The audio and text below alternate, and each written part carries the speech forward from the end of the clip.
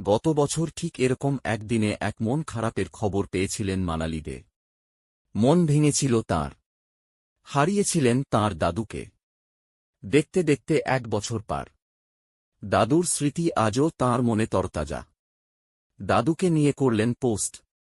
লিখলেন, দাদু এটা করো না, দাদু এটা খেও না।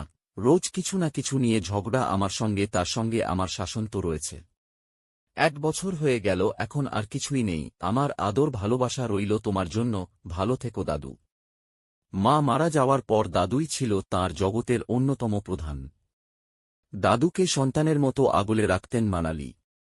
কিন্তু কিছুই তো আর চিরন্তন নয়। না চাইলেও যেতে যে দিতেই হয়। গত বছর এই কঠিন সময় মানালি পাশে পান ইন্ডাস্ট্রিতে তাঁর সহকর্মীদের। অনেকেই ব্যক্তিগতভাবে তাঁর দাদুকে চিনতেন। সে রকমইও একজন অভিনেত্রী অনিন্দিতা রায় চৌধুরী।